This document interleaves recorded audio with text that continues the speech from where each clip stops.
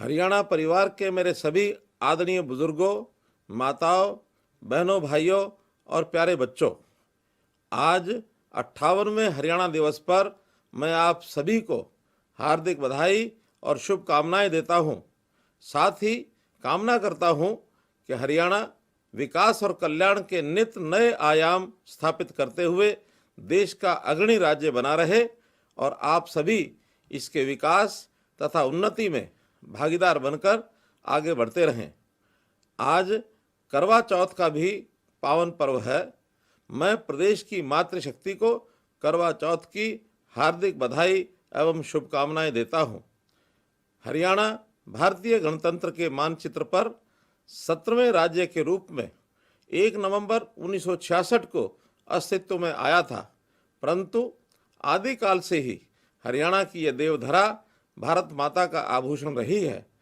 वैभव, समृद्धि, ज्ञान तथा धन धान्य से भरपूर इस भूमि पर भारतीय सभ्यता फली फूली तथा मनीषियों ने वैदिक संस्कृति की रचना भी यहीं की।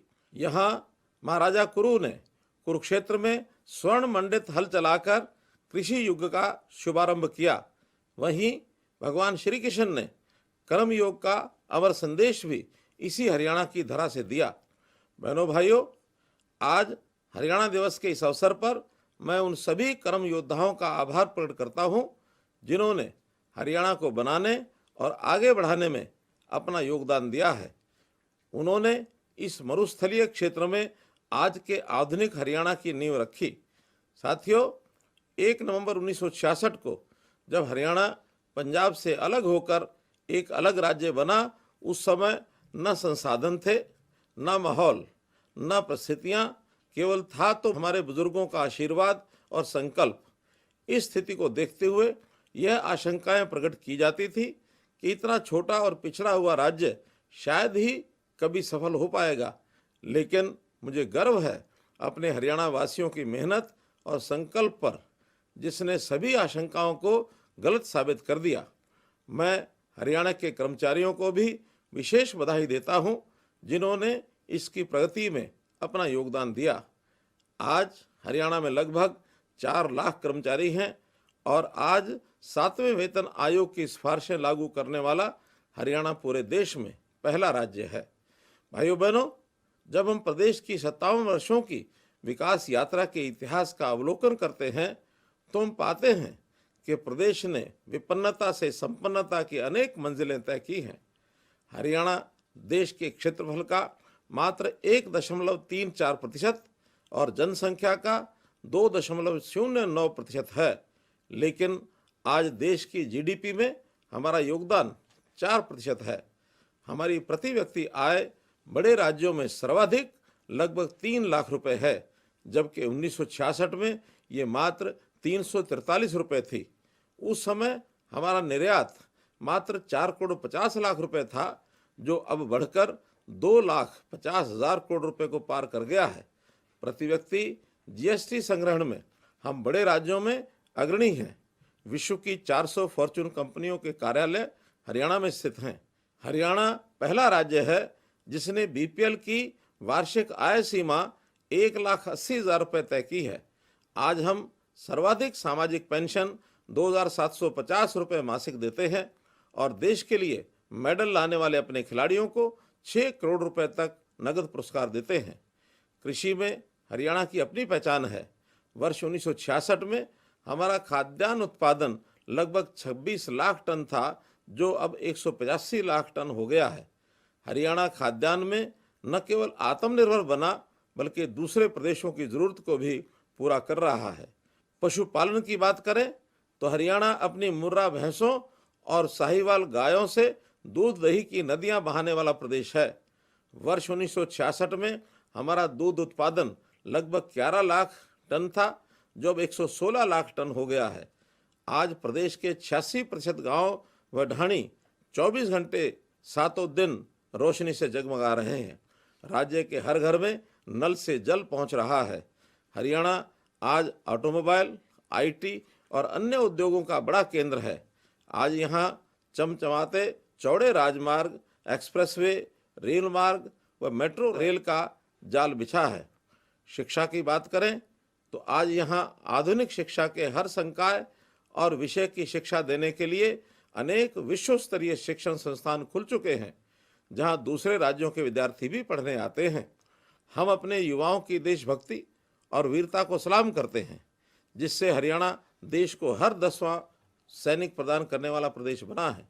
हमारे असंख्य वीरों ने देश की रक्षा के लिए अपने प्राणों की आहुति दी है और अभी भी सीमाओं के अडिग प्रहरी बनकर तैनात हैं। आज हम उन्हें श्रद्धापूर्वक नमन करते हैं।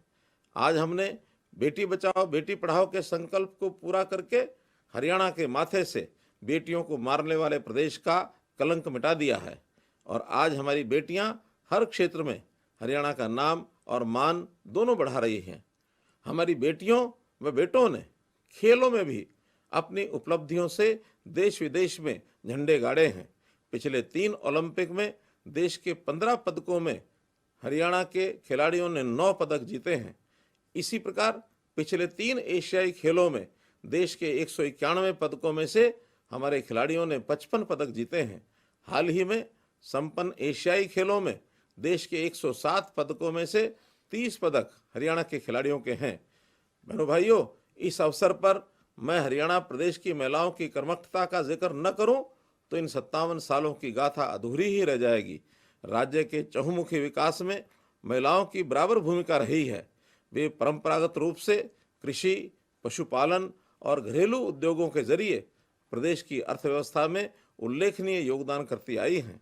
आधुनिक काल में हरियाणा की महिलाएं उत्पादन, विनिर्माण और विभिन्न उत्पादों के विपणन का काम पूर्ण दक्षता के साथ कर रही हैं और मुझे खुशी है कि हरियाणा के पढ़ी लिखी पंचायतों के सपने को साकार करने में भी महिलाओं का विशेष योगदान रहा है।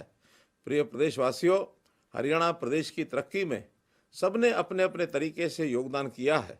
हमने भी वर्ष 2014 में जन सेवा का दायित्व संभालने के बाद अपने भरसक प्रयास किए हैं कि प्रदेशवासियों का जीवन सुगम, सरल व खुशहाल हो।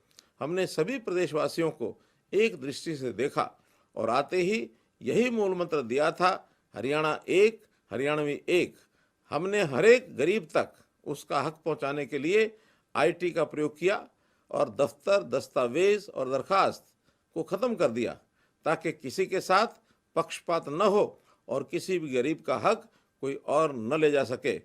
बहनों भाइयों, मुझे ये कहते हुए बड़ा संतोष हो रहा है कि बीते 9 सालों में हमने 3 C अर्थात करप्शन, क्राइम और कास्टिज्म पॉलिटिक्स पर कड़ा प्रहार किया है। साथ ही हमने 6 S अर्थात शिक्षा, स्वास्थ्य, सुरक्षा, स्वावलंबन, स्वाभिमान और सुशासन को सर्वोपरि रखा है।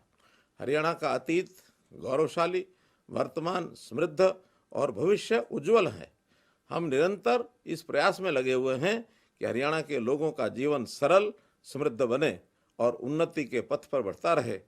हरियाणा दिवस के इस शुभ अवसर पर आइए हम सब मिलकर ये संकल्प लें कि हम हरियाणा को वर्ष 2047 में देश की आज़ादी की 100वीं वर्षगांठ तक प्रगतिशील व समृद्ध राज्य बनाएंगे और हरियाणा सभी क्षेत्रों में अग्रणी होगा। मैं पुनः हरियाणा की उन्नति और विकास की इस यात्रा में योगदान देने वाले सभी साथियों और प्रदेश के सभी नागरिकों को बधाई देता हूं, उनका आभार व्यक्त करता हूं। धन्यवाद। जय हिंद, जय हरियाणा।